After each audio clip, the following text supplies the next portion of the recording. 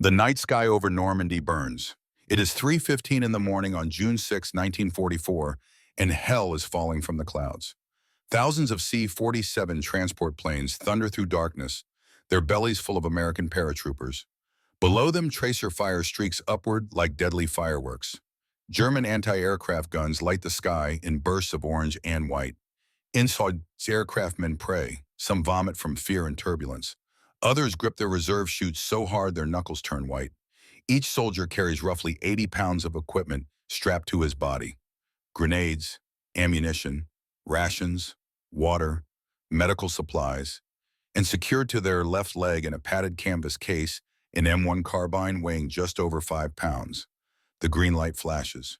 Go, go, go. They jump into the screaming wind. What happens next will haunt the survivors for the rest of their lives. In the chaos of that jump, in the violence of parachute deployment, and the brutal impact of landing in darkness on unfamiliar ground, 380 American paratroopers will discover a terrible truth. Their primary weapon, the rifle they trained with for months, the gun they need to survive the next 60 minutes, lies shattered at their feet. Wooden stocks split clean through. Firing mechanisms jammed. Triggers broken. Useless. 1 in 4 rifles. Gone before a single shot is fired. Private First Class Robert Johnson from Brooklyn lands hard against a stone wall. His carbine takes the impact. The stock explodes into splinters. 18 minutes later, a German patrol finds him trying to reload a pistol with shaking hands. He never makes it home. Sergeant Michael O'Brien from Boston hits a cobblestone road at 20 feet per second. The sound his rifle makes, that sharp crack of American walnut giving way under impossible force, is the last sound some men hear before German bullets find them in the dark. But what these men do not know, what they cannot know as they fight for their lives in the Norman hedgerows, is that 6 months earlier, an automotive engineer in Ohio saw this catastrophe coming. He built a solution in his garage. He begged the United States Army to listen. They called his idea absurd, impractical, a waste of resources. They were wrong.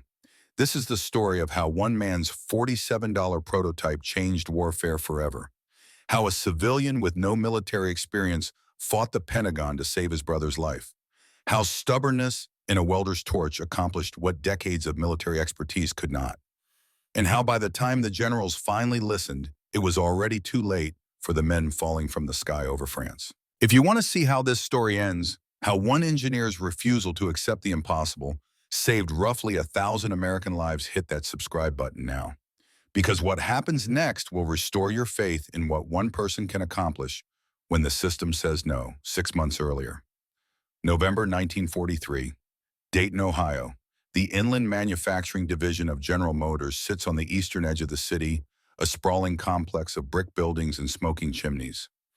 Inside, on the main production floor, the sound of American industry at war fills the air. Punch presses stamp out metal parts in rhythmic thunder. Drill presses whine. Welding torches spark and hiss. And moving down assembly line 4 in an endless procession, the M1 carbine takes shape. William Patterson stands at Station 7, Quality Control Inspection, 4th shift.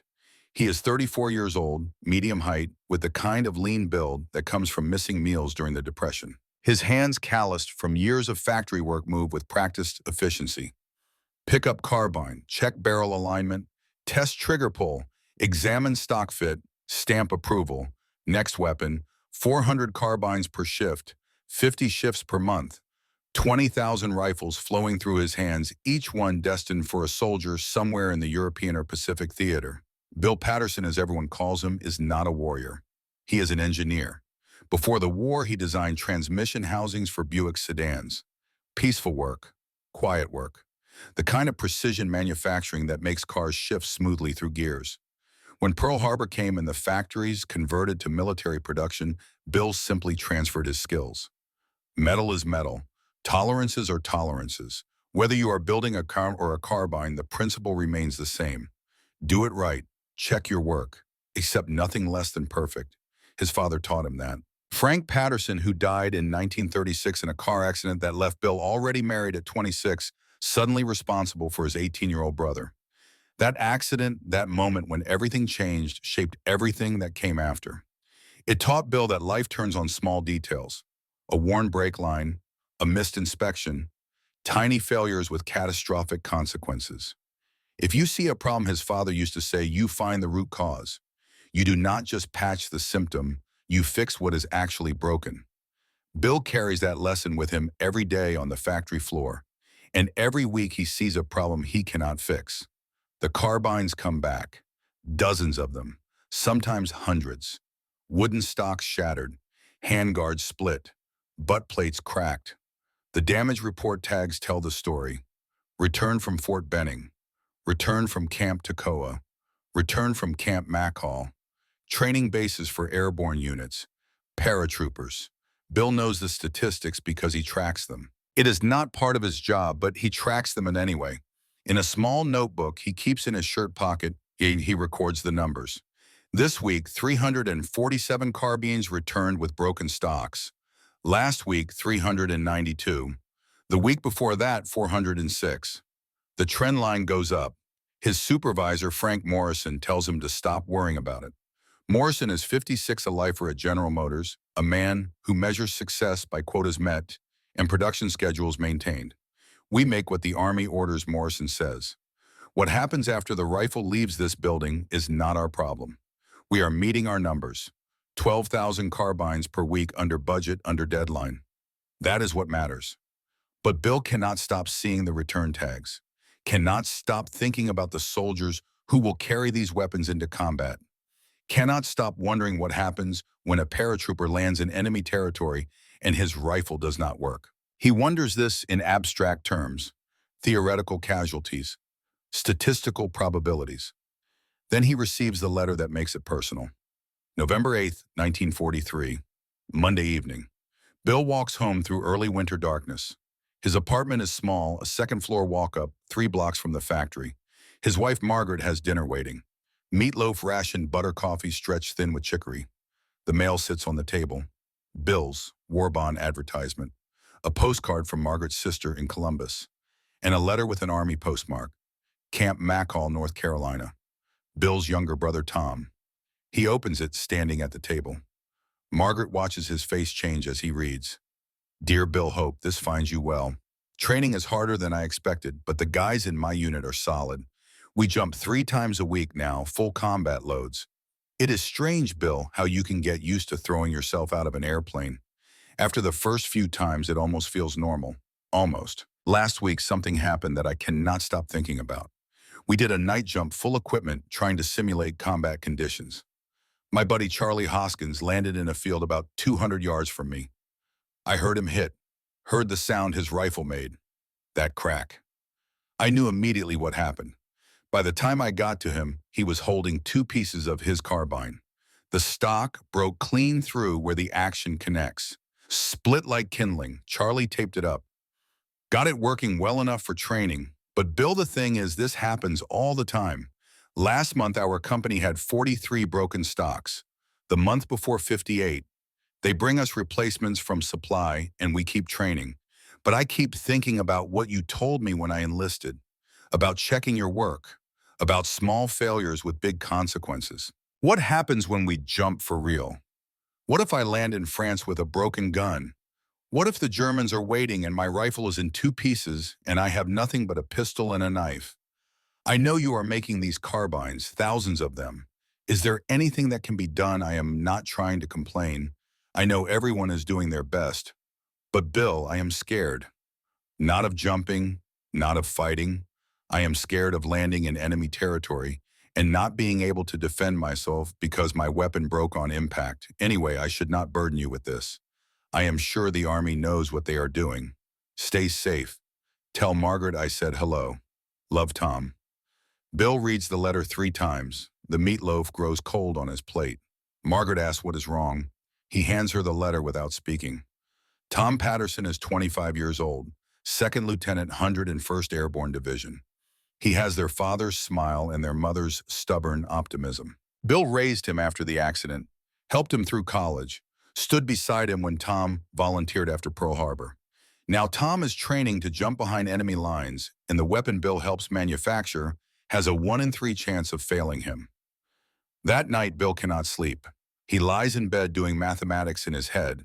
13,000 paratroopers in the 82nd Airborne, 12,000 in the 101st, training for invasion. Destination unknown, but everyone knows it is coming. France, Germany, somewhere the war will demand that these men jump into the teeth of enemy defenses.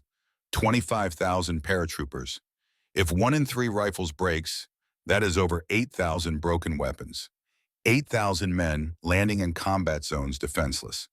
How many of them will die because their carbines shattered on impact? The next morning, Tuesday, Bill arrives at the factory an hour early. He goes to the records department and asks for the return logs. The clerk, a woman named Dorothy who has worked at Inland since before the war, gives him access to the files. What he finds makes his stomach turn. October returns from airborne training bases 1,247 carbines, broken stocks, cracked handguards, split receivers. September returns 1,103. August returns 976. The numbers climb month over month. And these are just training jumps. Low altitude, daylight, controlled conditions. What will happen during actual combat operations? Bill pulls the after-action reports from Operation Husky, the invasion of Sicily in July. The 82nd Airborne jumped at night under fire scattered across rough terrain. Of the 3,400 paratroopers who jumped, 847 carried M1 carbines. 262 of those weapons were damaged during the jump. 31% failure rate. The report includes casualty analysis. Units with functional weapons suffered 14.1% killed or captured in the first hour after landing. Units with broken weapons suffered 24.7% losses in the same time frame. Bill does the math. If the weapon failure rate holds and the casualty differential holds, the next major airborne operation will see hundreds of preventable deaths. Men dying not because they were shot by the enemy, but because their rifle broke before they could fire it. He thinks of Tom's letter, the fear in those words, the trust that someone somewhere is working to fix this problem. Bill closes the files and walks back to the production floor. His shift does not start for another 40 minutes. He stands at the end of assembly line 4 and watches the carbines take shape, receivers fitted to barrels, trigger assemblies installed, and at Station 12, the wooden stock attachment. American walnut selected for strength and availability, fitted and secured with precision. Beautiful craftsmanship, excellent manufacturing, a weapon that will fail 1 in 3 paratroopers when they need it most. Bill thinks about his father's lesson. Find the root cause. Fix what is actually broken. The problem is not the padding in the carrying case, not the landing technique, not the training. The problem is fundamental. Wood cannot withstand the forces of parachute landing. Organic material with grain patterns and natural variations will always have weak points. Some stocks will survive. Others will shatter. No amount of training or padding will change the basic physics. Wood fails. Men die. The solution forms in his mind with the clarity of a blueprint. He can see it almost physical, hovering in the air above assembly line 4. If wood is the problem, then wood must go. Replace it with metal.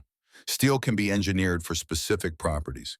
Heat-treated for strength. Formed into shapes impossible with wood. A tubular framework.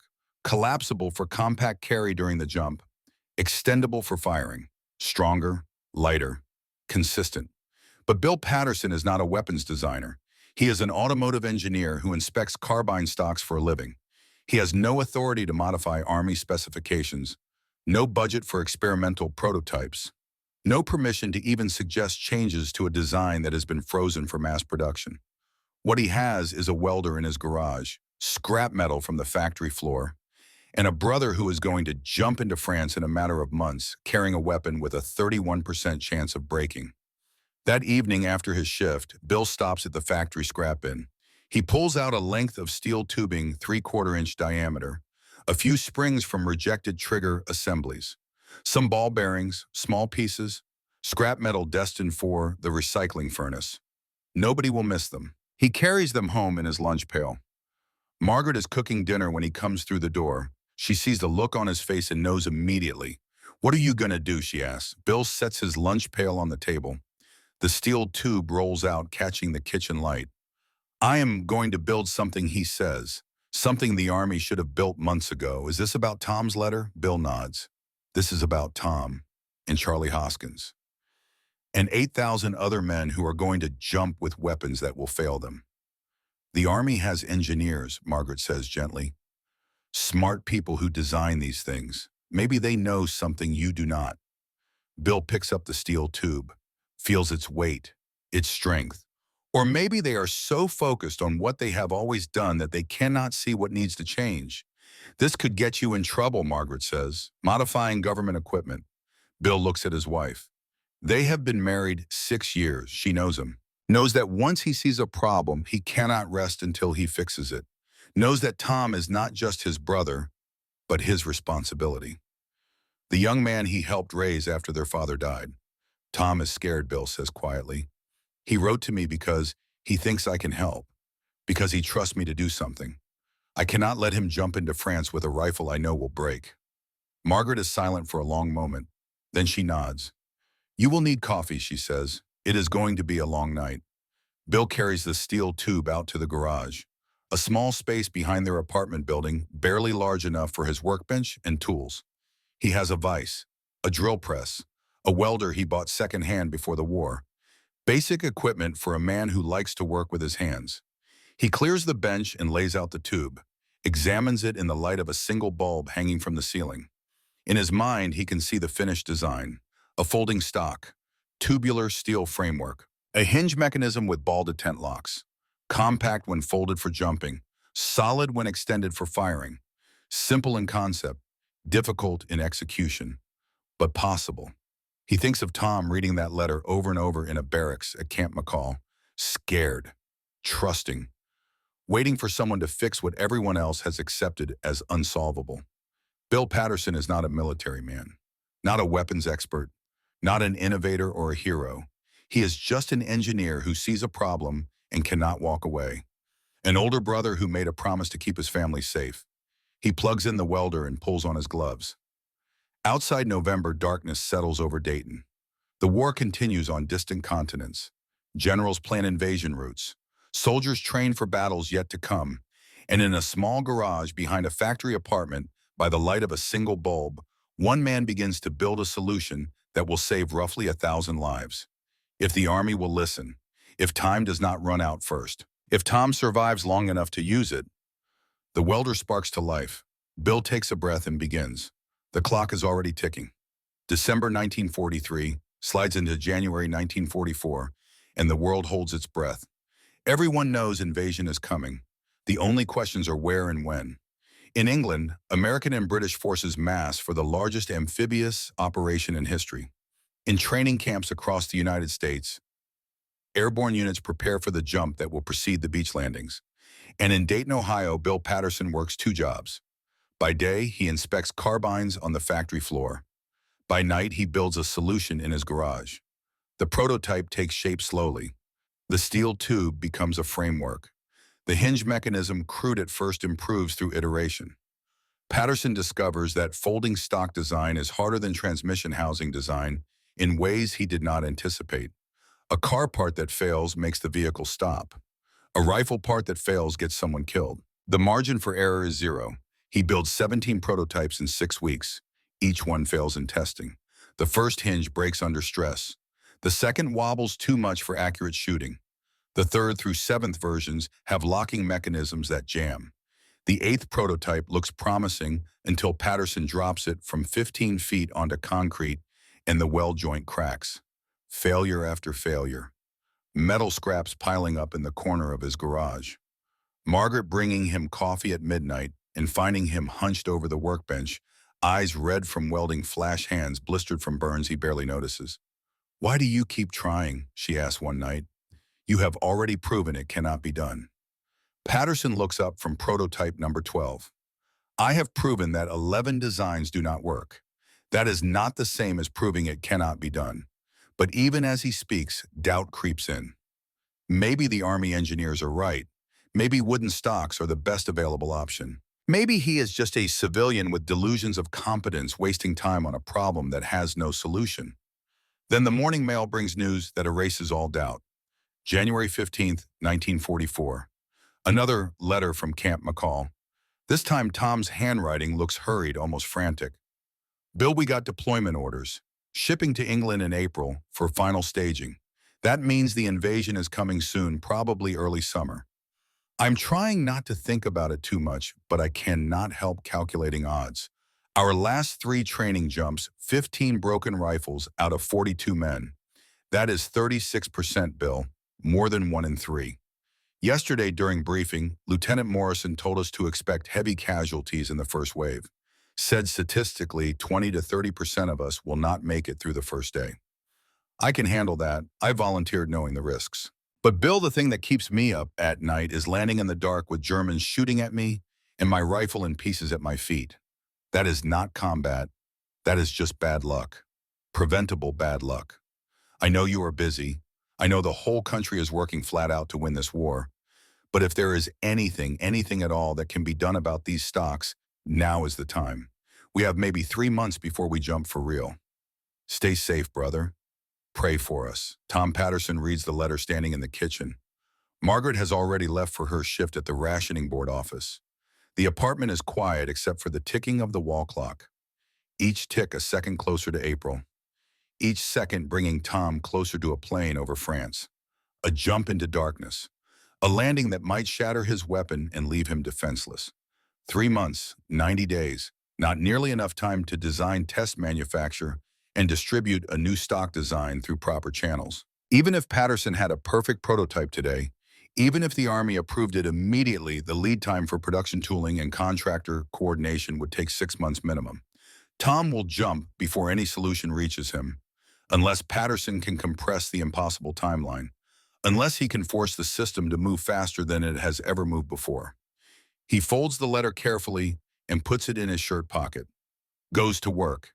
Stands at his quality control station inspecting carbines that will ship to soldiers who will jump with weapons that will fail them.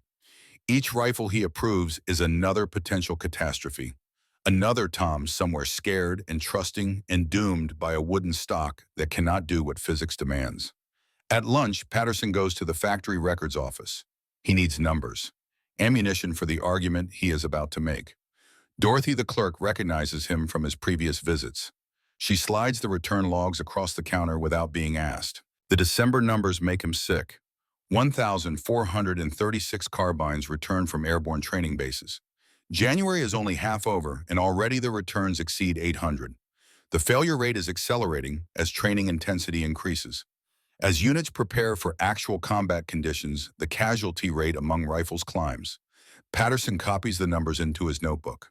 Then he pulls the casualty correlation to data from Operation Husky again. Studies the cold mathematics of death. For every 100 paratroopers who jumped with functional weapons, 14 died or were captured in the first hour. For every 100 who landed with broken weapons, 25 died or were captured. The differential is 11 lives per 100 men. Apply that ratio to 25,000 paratroopers in the coming invasion, assume 30% weapon failure rate, and the math yields a nightmare. 2,700 preventable casualties. 2,700 men who will die, not from enemy fire but from equipment failure. 2,700 families receiving telegrams that could have been avoided. Patterson closes the files. Thanks, Dorothy. Walks back to the production floor in a daze. The numbers echo in his head with the rhythm of the punch presses. 2,700, 2,700, 2,700. He cannot save them all, cannot even save most of them. But he can save some. If his design works, if he can get someone to listen, if time does not run out first. That night he returns to the garage with new urgency. Prototype 18 takes shape with lessons learned from 17 failures. The hinge mechanism uses a rotating collar design borrowed from automotive clutch assemblies. The locking system employs spring-loaded ball bearings that click into machine detents at 2 positions folded and extended. Simple. Reliable, using manufacturing techniques already standard in war production. He finishes the prototype at 2 in the morning, tests it immediately, folds and extends the stock 200 times, listening for any looseness in the mechanism. The click of the ball detents locking into place sounds solid, confident, right. Dawn breaks cold and clear. Patterson drives to a quarry outside town, the prototype wrapped in an old blanket on the passenger seat. At the quarry edge, he sets up a target at 50 yards. loads the carbine, extends the stock. The click rings clear in the winter air. He fires 5 rounds. The grouping at 50 yards measures 2.4 inches. Not quite as tight as a wooden stock, which typically groups at 2.1 inches, but close enough. Acceptable for combat ranges. The slight accuracy penalty is a small price for a stock that will not shatter on landing. Now the real test. Patterson folds the stock and secures the carbine in a standard-issue parachutist carrying case. Climbs to a ledge 15 feet above the quarry floor, roughly equivalent to the height of a hard parachute landing. Takes a breath, throws the cased weapon down onto rock. The impact echoes across the quarry. Patterson scrambles down and retrieves the case. His hands shake as he opens it. Inside the carbine looks undamaged. He pulls it out, extends the stock. The click sounds perfect. Chambers around. Fires. The rifle functions flawlessly. He repeats the test 6 more times, varying the angle and force of impact. 7 drops from 15 feet, 7 perfect recoveries, 0 failures. Patterson sits on the cold rock with the carbine across his lap and allows himself one moment of pure relief. It works. After 17 failed prototypes and 2 months of sleepless nights, he has built a solution that actually works. Now comes the hard part, convincing the United States Army to use it. Monday morning, February 14th, 1944, Valentine's Day. Patterson takes the prototype to work hidden in his lunch pail.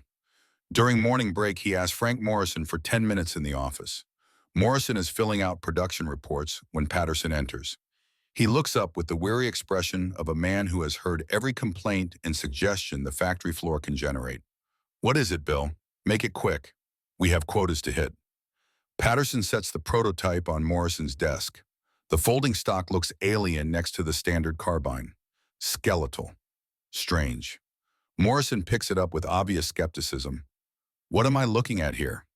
"A solution to the broken stock problem. I have tested it extensively. 7 drops from 15 feet onto rock. 0 failures. The wooden stock fails 37% of the time under identical conditions."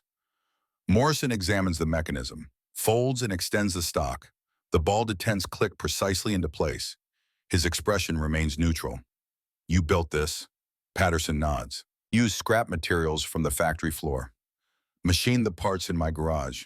I know it looks unconventional, but the engineering is sound." Morrison sets the prototype down and leans back in his chair. His face has gone from neutral to concerned. "Bill, do you understand what you have done here? You modified a government-issued carbine without authorization. That is a federal offense. 10 years in prison and $10,000 in fines. You could be prosecuted for this.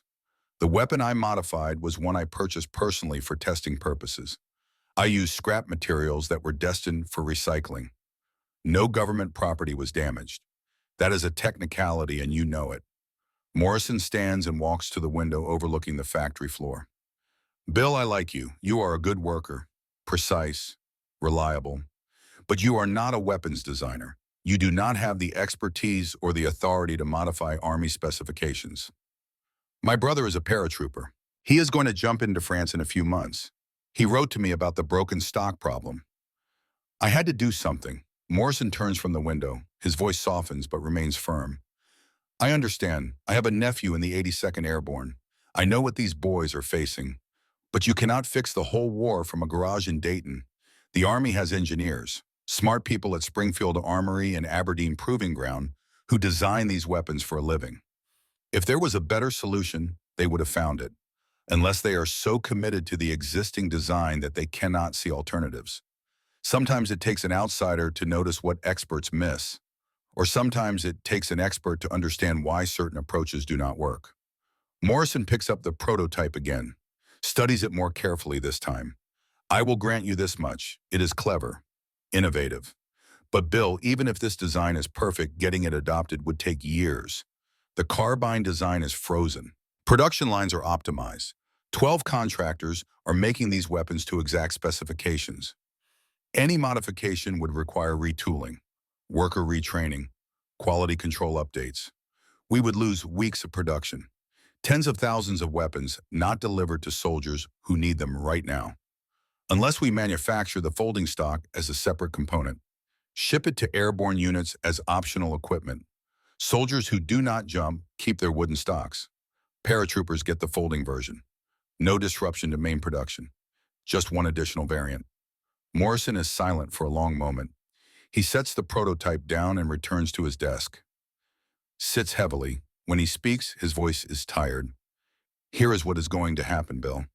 You are going to take that thing home.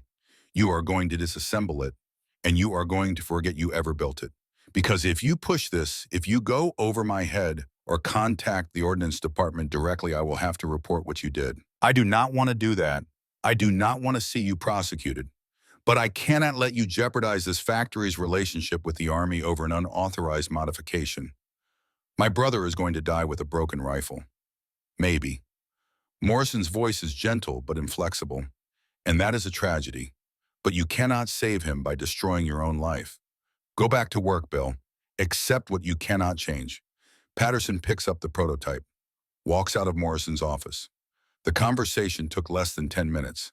10 minutes to have his solution rejected by the one man who could have helped move it through official channels. He returns to his quality control station, goes through the motions of inspection. Carbine after carbine passing through his hands on the way to soldiers who will trust these weapons with their lives. By lunch, he has inspected 47 rifles. By end of shift, 183. Each one a potential failure. Each one a potential death sentence for some paratrooper he will never meet. That evening, Patterson sits at his kitchen table with pen and paper. He writes a detailed technical proposal, specifications, test results, photographs, cost analysis. He includes excerpts from Tom's letters, names removed for security, includes the casualty correlation data from Sicily, includes his calculations of preventable deaths if the folding stock were adopted. The proposal runs to 14 pages, single-spaced, typed on Margaret's old Underwood typewriter keys, clacking through the night while she sleeps. By dawn, he has a document that makes an irrefutable case. The current design fails. His design works. The math is simple. Lives can be saved. He addresses the envelope to the United States Army Ordnance Department, Small Arms Development Branch, Washington, D.C. Walks to the post office during lunch break. The postal clerk asks if this is going to his brother overseas. In a way, Patterson says. In a way it is. He drops the envelope in the mail slot, feels it leave his fingers, knows he has just committed career suicide. Morrison will find out eventually when the Ordnance Department contacts Inland to verify Patterson's employment, when questions are asked about unauthorized weapons modification. But Tom is worth it. 2,700 potential casualties are worth it. Sometimes you have to bet everything on what you know is right, even when the system tells you to stand down. 3 weeks pass. Patterson goes to work, inspects carbines, returns home, waits for either a response from the Army or a visit from federal investigators. Neither comes. The silence stretches. February turns to March. Tom's letters grow shorter, more focused. Training intensifies. His unit begins final preparations for deployment. Then on March 8th, the response arrives. Patterson tears open the envelope with shaking hands, reads the single-page letter twice before the words fully register. Dear Mr. Patterson, thank you for your interesting suggestion regarding M1 carbine stock modification. However, after review by our expert engineering staff, we must respectfully decline your proposal for the following reasons. The M1 carbine design has been thoroughly evaluated by military engineers with decades of combined experience. Any modification introduces potential failure points and manufacturing complexity. The wooden stock has been optimized for its intended purpose. No modifications to the current design are being considered at this time. We appreciate your patriotic intentions, but must defer to expert judgment in matters of military weapon design. Sincerely, Major Thomas E. Randolph, Chief Small Arms Development Branch. Patterson reads the letter a third time. The words do not change. Declined, not being considered. Defer to expert judgment. A polite dismissal, a bureaucratic wall. He sits at the kitchen table until Margaret comes home and finds him there, letter in hand, prototype on the table beside it, the weight of failure pressing down like a physical thing. They did not even test it, he says. They just said no. Margaret sits beside him, puts her hand over his. Bill, you tried. You did everything one person could do. Sometimes the system is too big. Sometimes you cannot win. Patterson looks at the prototype, thinks of the 7 drops at the quarry, 7 perfect recoveries, 0 failures.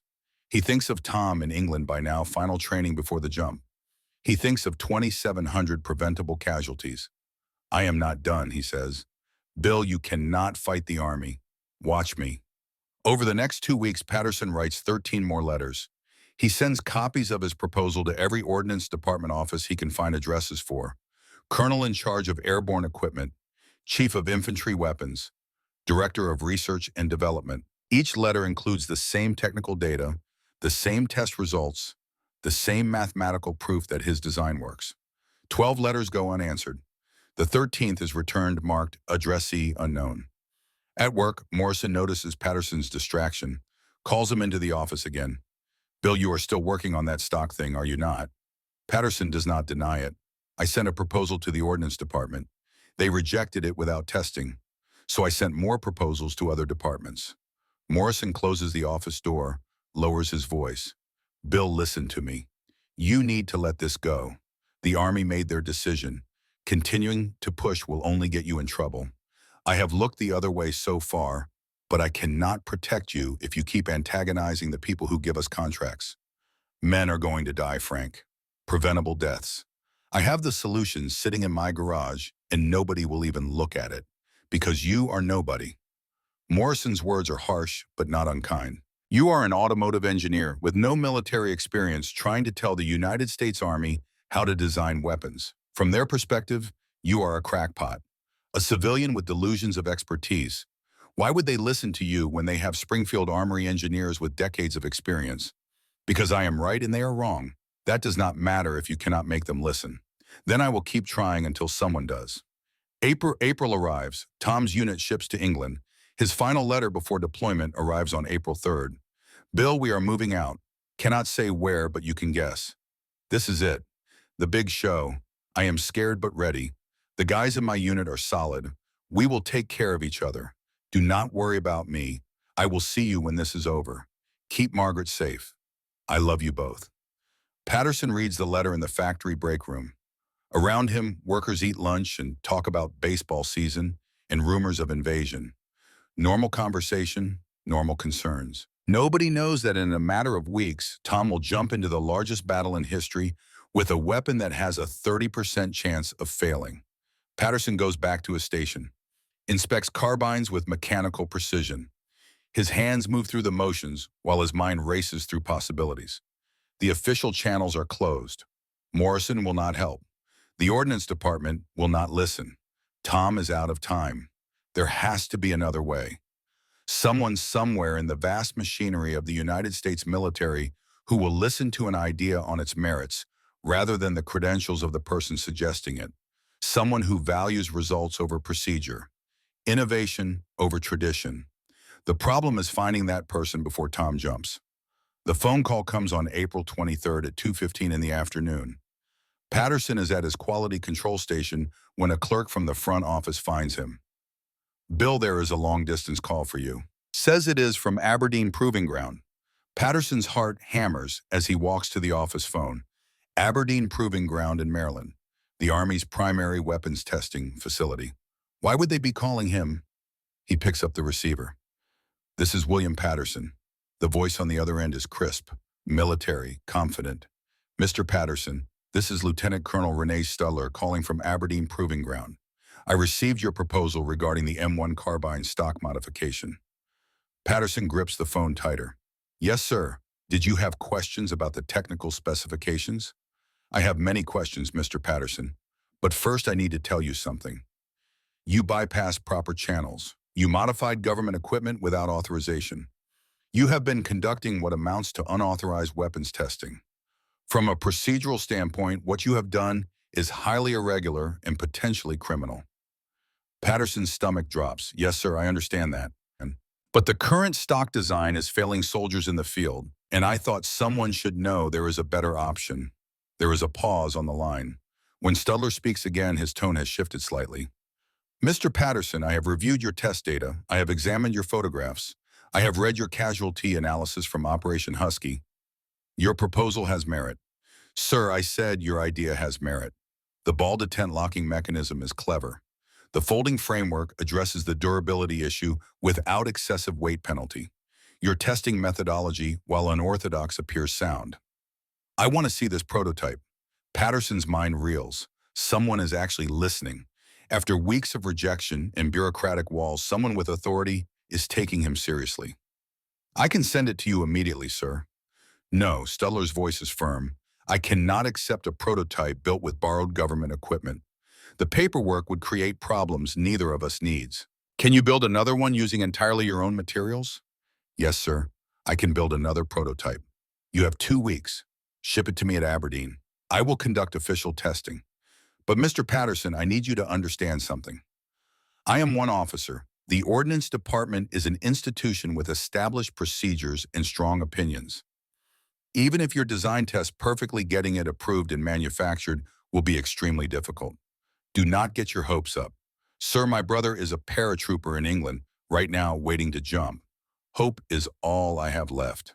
Another pause. Then Studler's voice quieter. What is your brother's unit? 101st Airborne Division, 2nd Lieutenant Thomas Patterson. I had a cousin in the 82nd. He jumped at Sicily. His weapon malfunctioned during landing.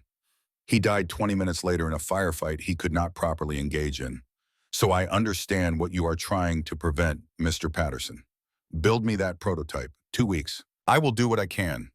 The line clicks dead. Patterson stands holding the phone, barely breathing. Someone is listening. Someone who understands. Someone with the authority to actually test his design through official channels. He has 2 weeks to build a perfect prototype. 2 weeks to prove his design works. 2 weeks to give Tom and thousands of other paratroopers a chance at survival. He goes back to his station, finishes his shift in a daze. That evening, he returns to the garage and begins building prototype 19. This time with the knowledge that someone will actually evaluate it. This time with real hope. The prototype takes shape over 12 days of obsessive work. Patterson uses money from his savings to purchase steel tubing from a metalworking supplier, high-quality ball bearings from a hardware store, springs from an auto parts shop. Every component purchased with his own funds. Receipts kept carefully in case questions arise about material sourcing. He works late into each night. Margaret brings him dinner in the garage. Sometimes she stays watching him work, understanding without words that this is more than just metal and mechanics. This is a last desperate attempt to save his brother. By May 6th, the prototype is complete, better than the original in every way. Tighter tolerances, smoother action. The ball detents click with satisfying precision. Patterson tested in his backyard. 200 rounds fired, flawless function, accuracy comparable to wooden stock at combat ranges. He packages it carefully, includes detailed specifications, assembly instructions, material sourcing documentation, and test results from his backyard and quarry trials. Everything an engineer at Aberdeen would need to replicate and verify his design. May 7th, Sunday morning, he drives to the Railway Express office. Ships the package to Lieutenant Colonel Renee Studler, Aberdeen Proving Ground, Maryland. Priority delivery. The clerk tells him it should arrive Tuesday morning. Patterson watches the package disappear into the back room. Everything he has worked for in the past 4 months, all his hope for Tom's survival compressed into one carefully wrapped box, traveling across 3 states to a testing facility where an officer he has never met will decide if his idea has merit. He drives home through quiet Sunday streets. Margaret has made breakfast. Pancakes with ration syrup, coffee that tastes more like burnt grain than actual coffee. They eat in silence. What happens now? Margaret asks. Now we wait. Studler said he would test it. If it passes, he will present it to the Ordnance Department. If they approve it, production could start in a few weeks. And if they do not approve it, Patterson sets down his fork. Then Tom jumps with a wooden stock, and we pray it does not break. The following days pass in slow agony. Patterson goes to work, comes home, waits for news. On May 11th, a Western Union telegram arrives. Prototype received, stop testing begins today. Stop initial results promising. Stop will advise, stop Studler. Promising, not perfect, not approved, just promising. But it is more than anyone else has given him. More than he dared hope for 6 weeks ago when he was sending letters into the void. 2 more days pass. Then on May 13th, another telegram. Testing complete, stop. 200 drops, 0 failures. Stop accuracy acceptable. Stop presenting to ordnance panel. May 17th, stop your presence requested, stop. Stuttler, Patterson reads the telegram 3 times. 200 drops, 0 failures. The numbers that prove his design works. And now, incredibly impossibly, he is being asked to present it to the Ordnance Department in person. He shows the telegram to Morrison the next morning. Morrison reads it without expression. I need 4 days off, Patterson says. Travel to Washington. Present my design. Morrison hands back the telegram. You understand this could still go nowhere. The Army does not like civilians telling them how to do their jobs. Maybe, but at least someone is listening now. At least I have a chance. Morrison is quiet for a moment. Then he nods. Take the time. I will cover your shifts. And Bill, good luck. I hope it works. I really do. Patterson boards a train to Washington on May 15th. The prototype travels with him in a battered suitcase. He has not slept properly in days. His suit, the only one he owns, is slightly too large after months of stress-induced weight loss. He knows like exactly what he is. A factory worker out of his depth. A civilian about to walk into a room full of military experts and tell them they are wrong. The train rocks eastward through the night. Patterson sits by the window, watching darkness slide past. Somewhere across the Atlantic, Tom is training for the jump. Somewhere in England, thousands of paratroopers are preparing for an invasion everyone knows is coming, but nobody can speak about openly. And in 2 days, in a conference room in Washington, Patterson will have one chance to save them. One opportunity to present his solution to people who have the power to manufacture and distribute it. If he fails, Tom jumps with a wooden stock. If he succeeds, maybe, just maybe, some men come home who otherwise would not. The train hurtles through the darkness toward a meeting that will determine whether 4 months of work and sleepless nights and desperate hope will matter at all. The clock is ticking. Time is almost out. But Patterson is not done fighting yet. The munitions building in Washington, D.C. stands gray and imposing in the May sunshine. Patterson arrives 40 minutes early, carrying his prototype in the battered suitcase, wearing his too large suit. A security guard directs him to conference room 3B on the 2nd floor. The room is already filling when he enters. 15 men in military uniforms and civilian clothes arrange themselves around a long, mahogany table.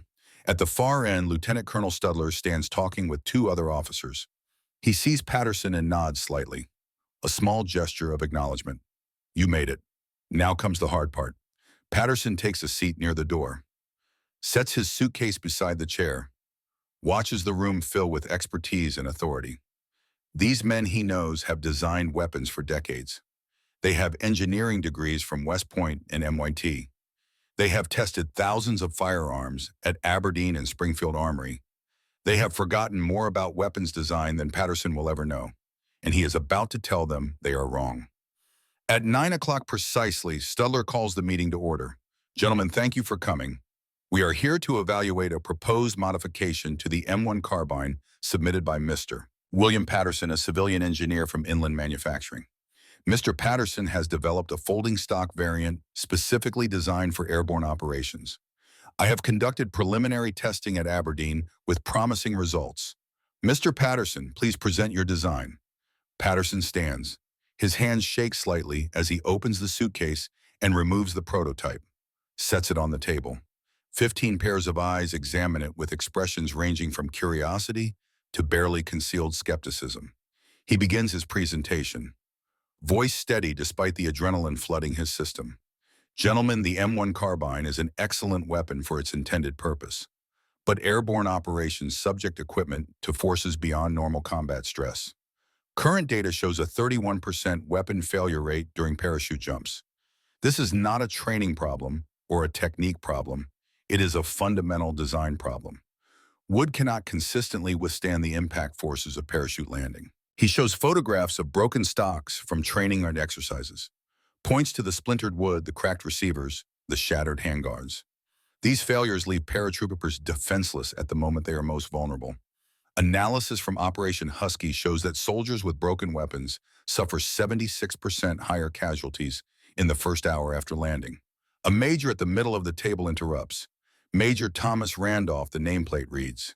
The same man who sent the rejection letter. Mr. Patterson, your concern is noted, but the M1 carbine design has been thoroughly evaluated by expert military engineers. The wooden stock is optimized for strength, weight, and manufacturing efficiency. Any modification introduces complexity and potential failure points. Patterson nods. You are correct, sir. Any modification does introduce new potential failures. But the current design has a guaranteed failure point. Wood breaks under these conditions, not sometimes. Predictably, 1 in 3 times. He demonstrates the folding mechanism, extends and collapses the stock. The ball detents click with precise authority. This design eliminates the weak point, steel tubing instead of wood. The folding mechanism uses ball detent locks, the same principle used in automotive transmissions.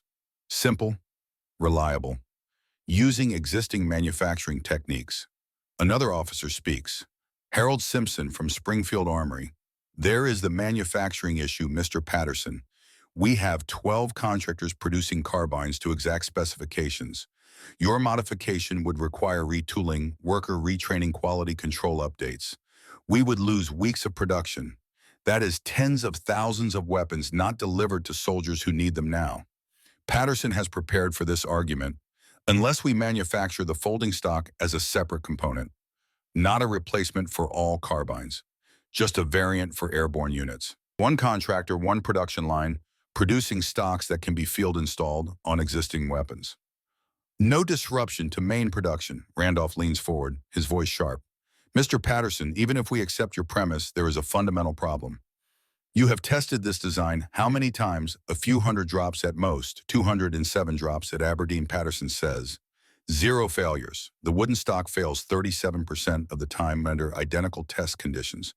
200 drops is statistically insignificant.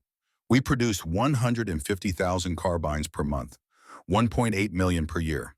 Your sample size proves nothing about reliability across millions of units in varied combat conditions. With respect, sir, the current stock fails predictably. Even if my design had a 10% failure rate, which testing shows it does not, that would still be a 73% improvement. We would save lives. The room erupts into argument. Multiple officers talking over each other, concerns about manufacturing, questions about field reliability, debates over whether testing protocols were sufficient. Patterson stands at the head of the table, feeling control slip away. These men do not want to be wrong, do not want to admit that a civilian saw something they missed. Then Studler stands. His voice cuts through the chaos. Gentlemen, listen to me. The room quiets. All eyes turn to the lieutenant colonel. I have reviewed Mr. Patterson's design extensively. I have personally supervised testing at Aberdeen. And I am going to tell you something you do not want to hear. He pauses, lets the silence stretch. He is right, and we are wrong. Randolph's face reddens. Colonel Studler, this is highly inappropriate. We have procedures for evaluating equipment modifications. We have experts whose job is to assess these proposals. We cannot simply accept every civilian's idea because it sounds good. Studler picks up the prototype. We are 3 weeks from the largest airborne operation in history. Thousands of paratroopers are going to jump into France. We know not suspect, but know that 1 in 4 will land with broken weapons. Now you can sit here and talk about manufacturing, timelines, and statistical significance and proper procedures. Or you can accept that we have a problem and this man has brought us a solution. The problem has been addressed with improved carrying cases, Randolph argues, which reduced the failure rate from 31% to 27%, a 4% improvement. Studler's voice is hard. That is not a solution. That is a Band-Aid on a broken bone. Simpson raises his hand.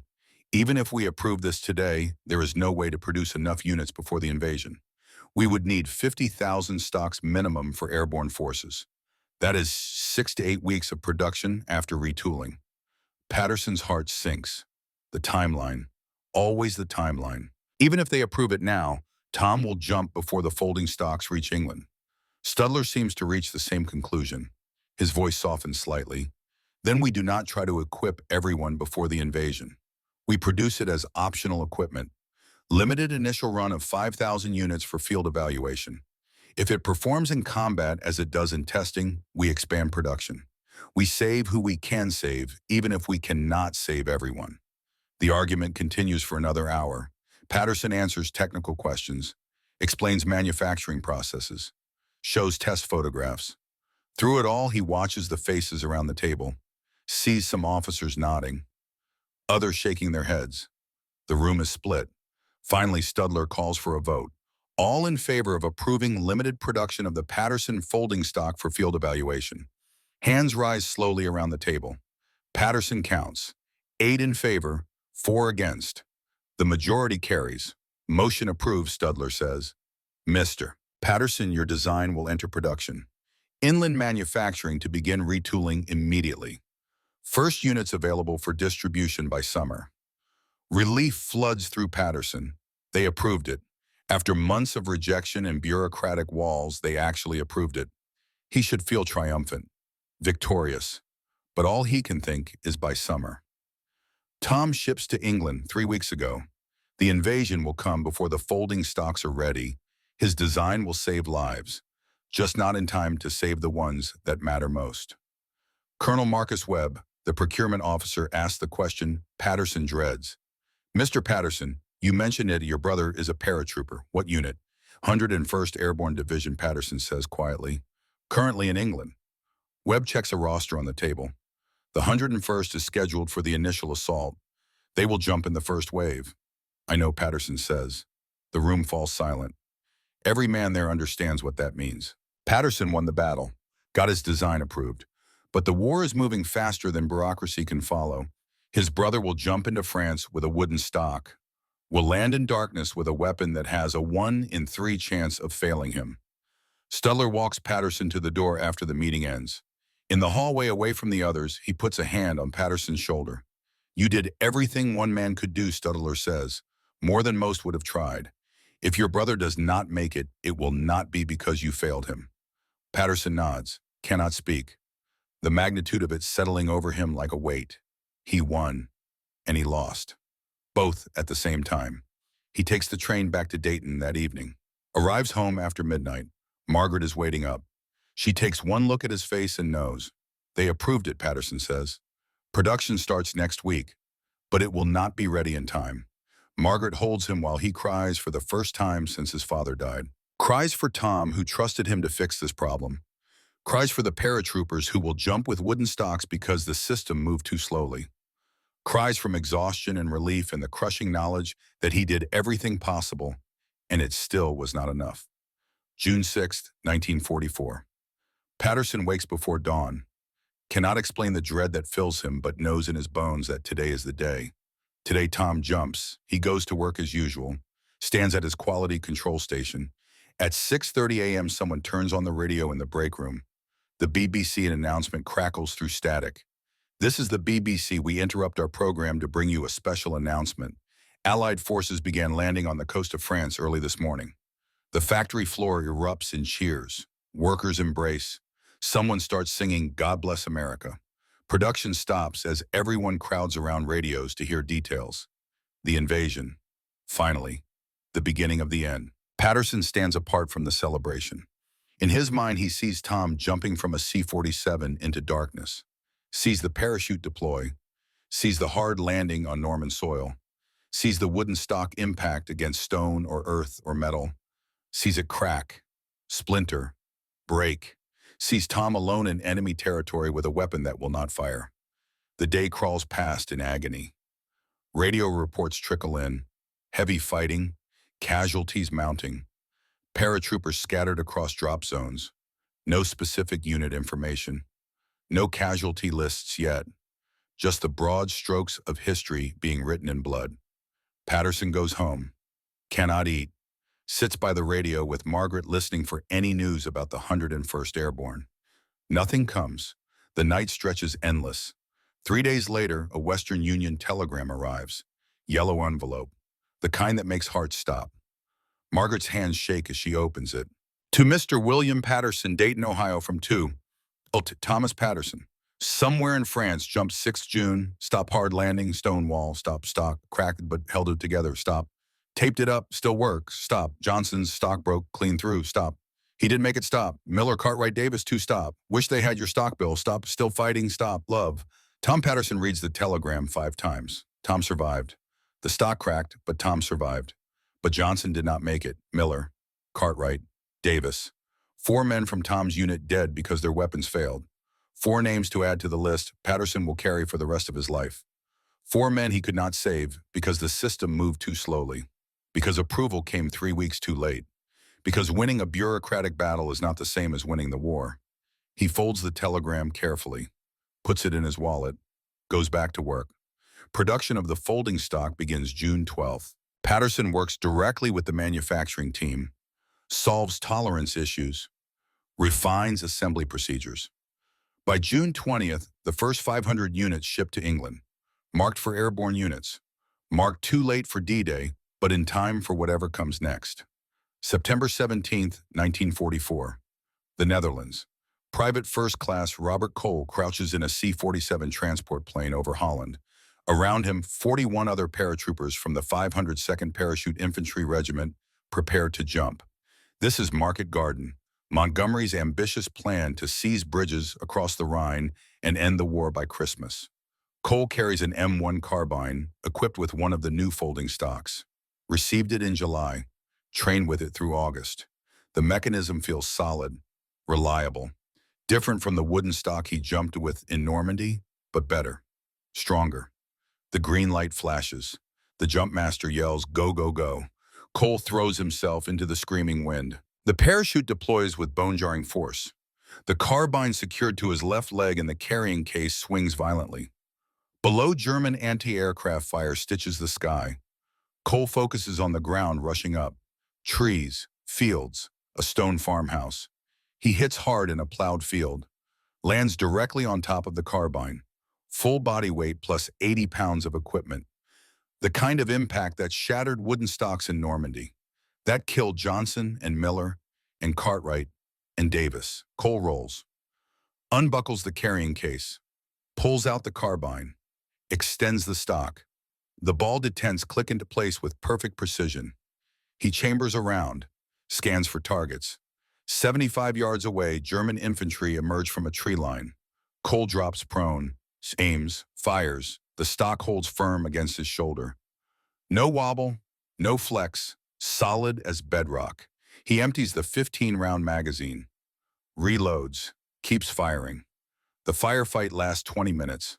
When it ends, Cole checks his weapon, not a scratch. The folding stock absorbed an impact that would have destroyed wood and came through undamaged. Functional. Perfect. Over the next 3 days, Cole uses the carbine in ways no wooden stock could survive. Smashes through a window, uses it as a lever to force open a jammed door, crawls through drainage ditches. The weapon takes abuse that would have cracked walnut a dozen times over. Meanwhile, Charlie Company, which has not received folding stocks yet, reports 6 broken weapons in the first hour of the drop. 2 of those soldiers die in subsequent firefights because they could not properly engage the enemy. The pattern from D-Day repeats. Men with folding stocks survive impacts that would have destroyed wooden stocks. Men without folding stocks face the same lethal lottery. Some get lucky, others do not.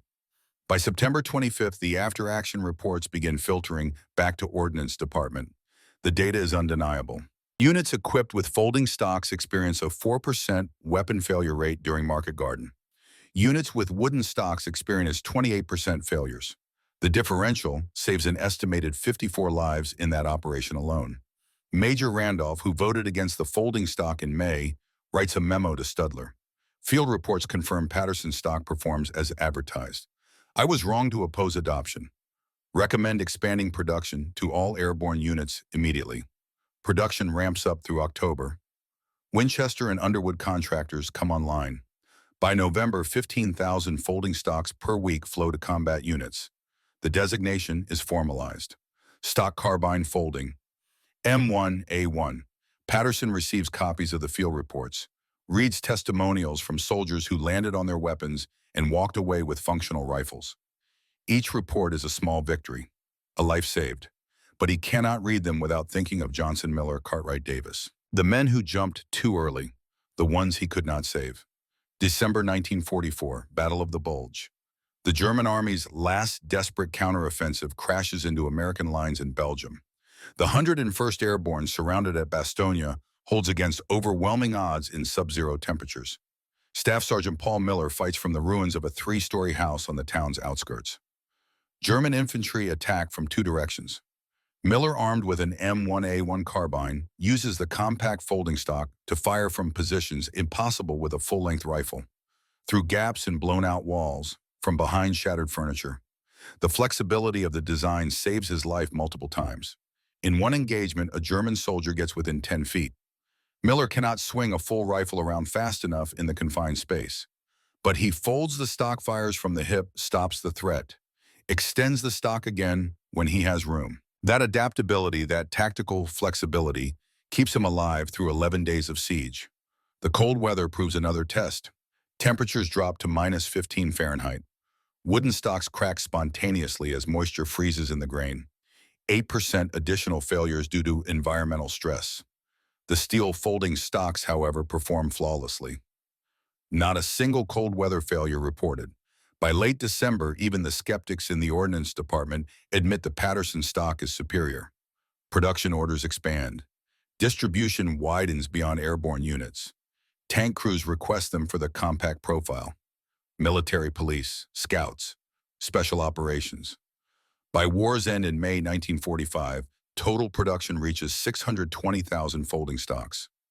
Analysis estimates the design prevented 3,400 weapon failures during airborne operations. Conservative calculation of lives saved, accounting for casualty differentials and operational variables, suggests between 800 and 1,200 American soldiers came home because of this innovation. 800 to 1,200 men who survived because one engineer in Ohio refused to accept that broken rifles were just part of war. July 1967, Cincinnati, Ohio. The 101st Airborne Division holds its annual reunion at a downtown convention center. 200 veterans, gray-haired, now gather to remember the war and the men who did not come back. Patterson, 57 years old and 6 months retired from General Motors, almost does not attend. Margaret convinces him. Tom wants to see you, she says, and some of his friends want to meet you. They drive to Cincinnati on a Saturday morning. Patterson has not seen Tom in 8 years. Life got busy. Tom built a career in California, raised 3 children. The brothers talk on the phone at Christmas, but the distance, both geographic and temporal, has grown. Tom finds Patterson in the hotel lobby, older now, gray at the temples, walking with a slight limp from shrapnel wounds at Bastogne. But still the same smile, the same warmth. They embrace for a long moment. Good to see you, Bill. You too. You look good. Liar. Tom laughs. I look old. We both do. Come on, there are some people who want to meet you. Tom leads Patterson to a small conference room off the main hall. 6 men wait there, veterans in their late 40s and early 50s. They stand when Patterson enters.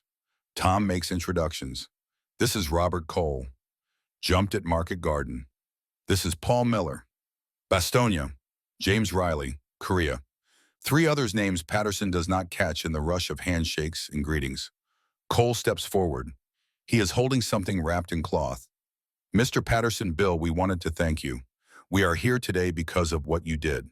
Not just us, hundreds of us, maybe thousands. He unwraps the cloth. Inside is a wooden plaque carefully engraved. To William Patterson, Engineer Patriot. Lifesaver, your folding stock brought us home from Normandy to Korea from 380 who landed with broken weapons and thousands who didn't have to. 101st Airborne Association, 1967. Patterson takes the plaque with shaking hands, reads the inscription. Cannot speak. Miller puts a hand on his shoulder. Bill, you kept thinking about the ones you did not save. Tom told us, the men who jumped on D-Day. But you cannot save everyone. What matters is you saved some of us. That has to be enough. Riley speaks quietly. My daughter is 12 years old. She exists because I came home from Korea with a working weapon. That is because of you. Your work created futures that would not have existed otherwise. Patterson looks at the 6 men standing before him, thinks about their families, children, grandchildren. Ripple effects spreading forward through time. Lives and loves and laughter that would not exist if these men had landed with broken rifles in German-occupied territory. He tries to speak. Voice breaks. Tries again. I kept thinking I was too slow, that if I had started earlier, pushed harder, maybe more men would have come home. Tom steps beside him. Bill, you did everything one person could do. You fought the army.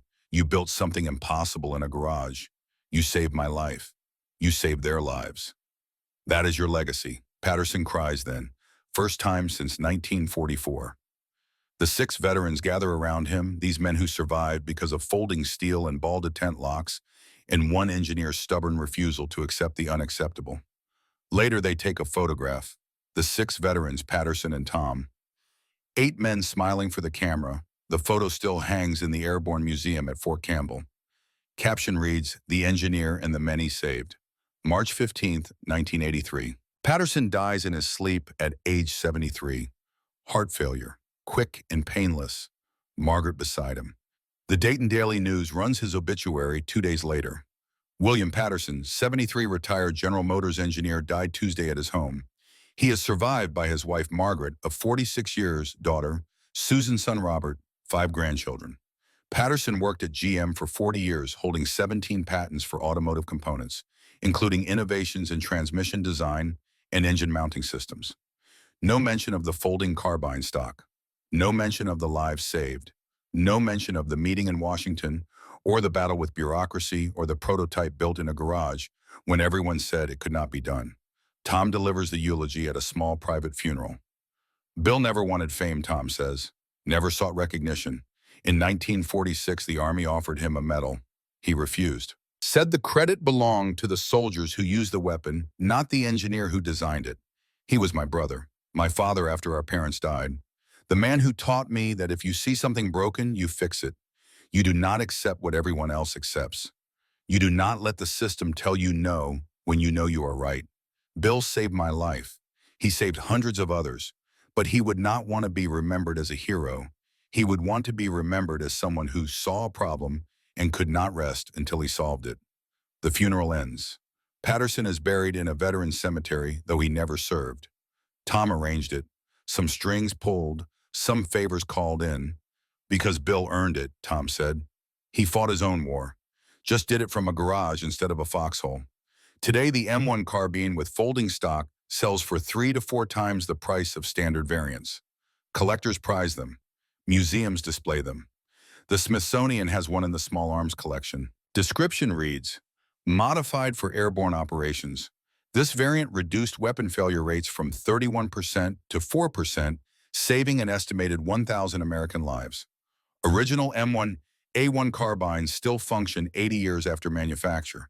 The ball detent mechanism, so simple and reliable, has never been improved upon. Modern manufacturers still produce them for civilian market.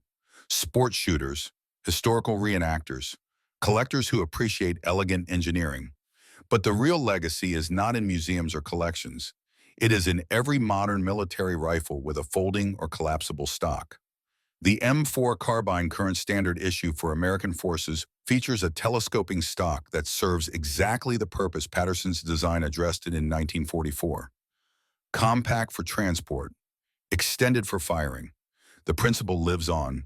The AK-47 variants, the countless military rifles worldwide, all feature folding or collapsible stocks. All trace their lineage back to a Dayton garage and an automotive engineer who saw what weapons experts missed. Fort Liberty, North Carolina, present day. An Army Ranger loads into a helicopter for a training exercise.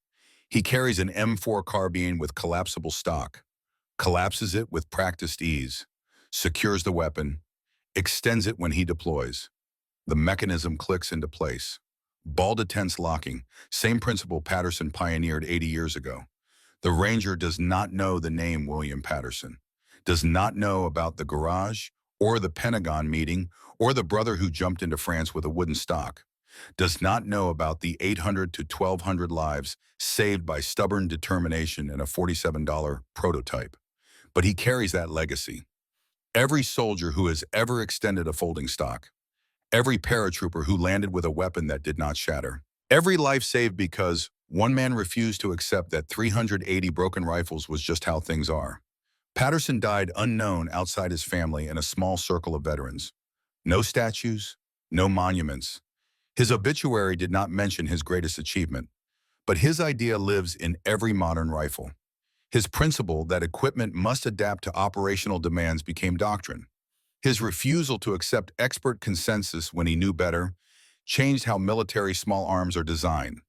Sometimes the most important innovations come not from experts, but from people who care enough to ignore consensus and build a solution anyway. Sometimes the biggest changes start in a garage with scrap metal or a welder. Sometimes one person armed with nothing but stubbornness and a clear vision of what is right can save 1,000 lives. William Patterson proved that. In a war of millions, one civilian engineer mattered. In a bureaucracy of experts, one outsider saw truth. In a system that said no, one man said yes and made it stick. That is the lesson. That is the legacy. That is what matters. Not the fame he never wanted, not the recognition he refused, but the simple fact that when he saw men dying from a problem he could solve, he solved it. When the system told him to stop, he kept going. When everyone said it was impossible, he built it anyway. 800 to 1,200 American soldiers came home because of that. Fathers who raised children, men who built businesses, veterans who told stories to grandchildren about the war and the weapons that kept them alive. They do not all know Patterson's name, but they carried his work, trusted his engineering, bet their lives on folding steel and ball-to tent locks. And they survived. That in the end is enough. More than enough. Everything. The rest is just details.